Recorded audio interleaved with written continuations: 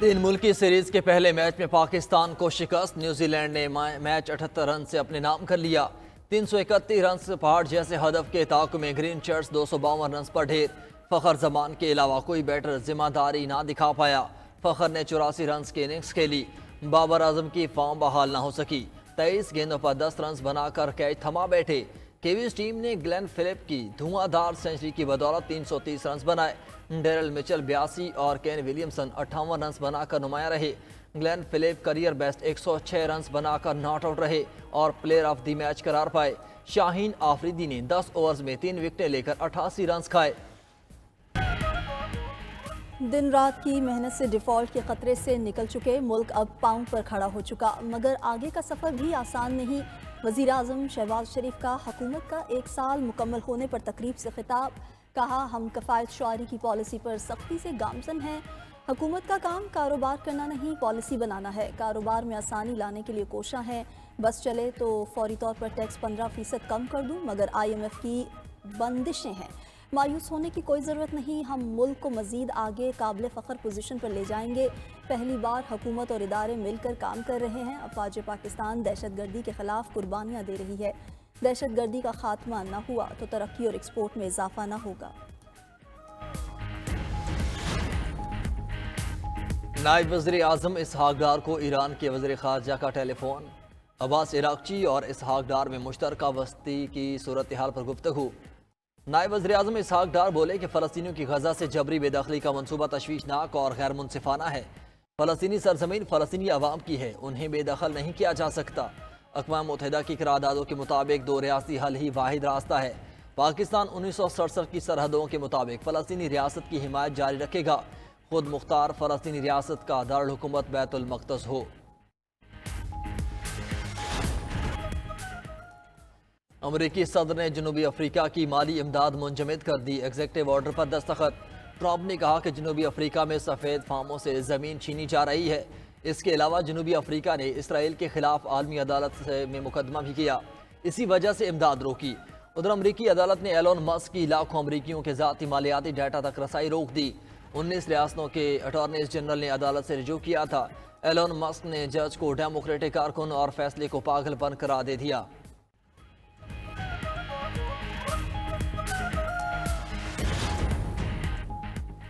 Super power Trump नहीं, Elon Musk के पास है। अमरीकी मैगजीन टाइम ने एलोन मस्क को सरे वर्क में सदारती कुर्सी पर बिठा दिया। पसे मंजर पर सुर्ख रंग एलोन मस्क को बेरहम जाहिर करता है। लाखों अमरीकी वफाकी मुलाजमीन एलोन मस्क के रहमो करम पर। ट्रंप वफाकी मुलाजमीन की छांटी के लिए एलोन मस्क को बेपनाह इख्तियार दे चुके।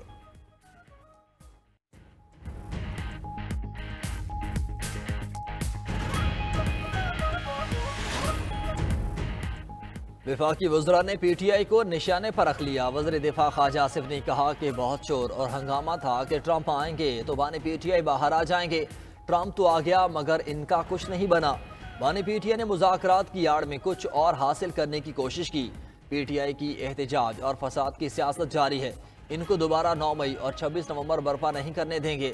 वज़ीर इत्तलात अता तारड़ ने कहा कि आवाम आज यौम तामीर और तरक्की मना रहे हैं और मुल्क डिफ़ॉल्ट होने की दुआएं करने वाले शर्मिंदा हैं। वज़ीर आज़म की क़यादत में तामीर और तरक्की का सफ़र जारी रखेंगे। वफाकी वज़ीर एहसन इकबाल बोले, अवाम प्रोपोगंडे पर नहीं कारकर्दगी पर वोट देते हैं।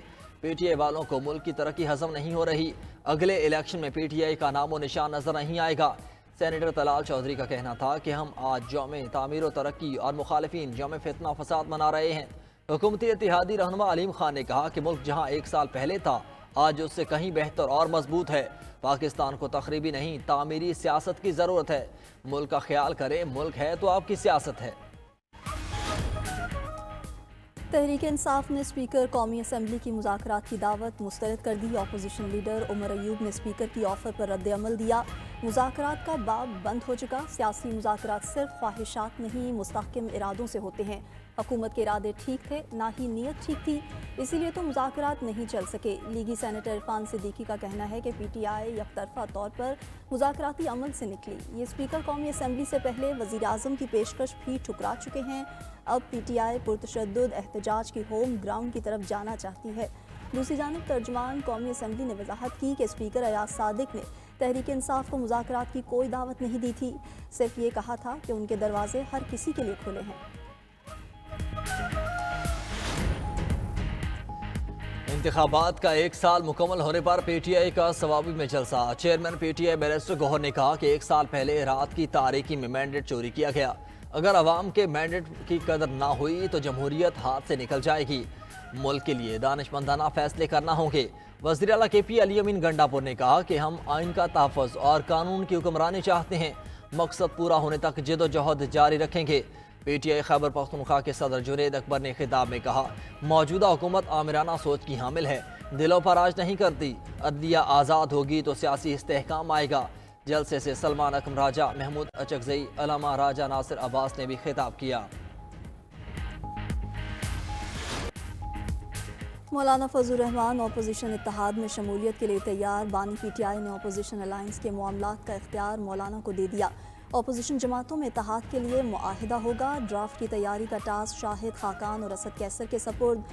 اپوزیشن کے بڑے اجلاس میں بڑا بریک تھرو کیسے ہوا؟ 92 نیوز کا پروگرام خبر کیا ہے تفصیلات عوام کے سامنے لے آیا۔ پی ٹی آئی کی خیبر پختونخوا حکومت میں اربوں روپے کا ایک اور سکینڈل سامنے آ گیا، ضلع لوئر دیر کے ہسپتال سے 1 ارب 40 کروڑ کے طبی آلات غائب ہونے کا انکشاف۔ پنجاب میں ادویات چور مافیا نے لاکھوں کما لیے، محکمہ صحت کی بڑی مچھلیاں ملوث ہونے کا بھی انکشاف۔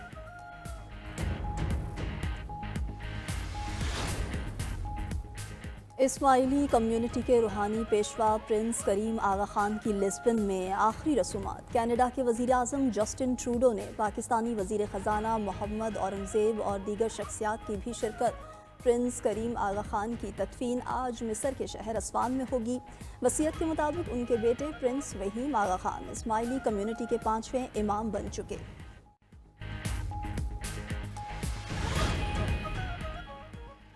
واٹس ایپ پر نسل پرست اور توہین آمیز تبصرہ برطانوی وزیر صحت کو لے ڈوبا۔ برطانوی وزیر اعظم نے وزیر صحت اینڈریو کیمن کو عہدے سے ہٹا دیا۔ اینڈریو کیمن کی پارٹی رکنیت بھی معطل۔ حکومتی ترجمان نے کہا کہ وزیر اعظم غلط رویے پر کسی وزیر کے خلاف کارروائی سے نہیں ہچکچائیں گے۔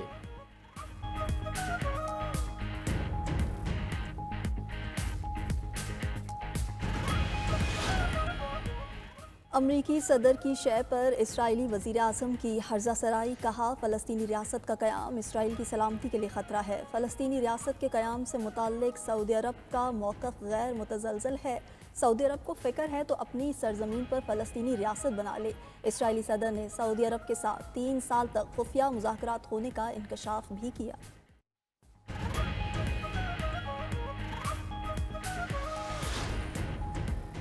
ایران کے سپریم لیڈر آیت اللہ خامنائی کی تہران میں حماس کے رہنماؤں سے ملاقات، غزہ میں ہونے والی پیش رفت سمیت دیگر امور پر تبادلہ خیال۔ ایران کے سپریم لیڈر نے غزہ میں جنگ بندی معاہدے کو عظیم کامیابی قرار دیا۔ آیت اللہ خامنائی نے کہا کہ غزہ میں اسرائیل کی شکست امریکہ کی ہار ہے، امریکہ کی دھمکیوں سے خوف زدہ ہونے والے نہیں۔ حماس کے وفد میں قائم مقام سربراہ خلیل یحییٰ، محمد درویش، ظہیر جبرین سمیت دیگر شامل تھے۔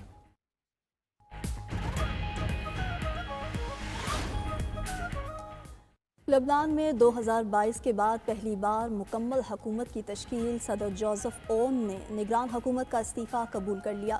وزیر اعظم نواف سلام کا اقتصادی بحران سے نکلنے کے لیے اصلاحات لانے کا عزم، کہا جنگ سے تباہ ہونے والے علاقوں کی تعمیر نو کریں گے۔ حزب اللہ نے وزیر اعظم کے طور پر نواف سلام کی توثیق نہیں کی، حزب اللہ کا کابینہ میں اپنی نشستوں کا مطالبہ۔ ادھر مشرق وسطیٰ میں امریکی ایلچی برائے امن مورگن اور ٹاگس کہتی ہیں کہ امریکہ حزب اللہ کو حکومت کا حصہ نہیں دیکھنا چاہتا، حزب اللہ کی حکومت میں شمولیت ریڈ لائن عبور کرنے کے مترادف ہوگی۔ اور شمالی کوریا کے رہنما کم جونگ ان نے کہا ہے کہ امریکہ، جاپان اور جنوبی کوریا کے فوجی تعاون سے خطے میں کشیدگی بڑھ رہی ہے۔ شمالی کوریا ان کے مقابلے میں مزید جوابی اقدامات کرے گا اور ایٹمی ہتھیار بنائے گا۔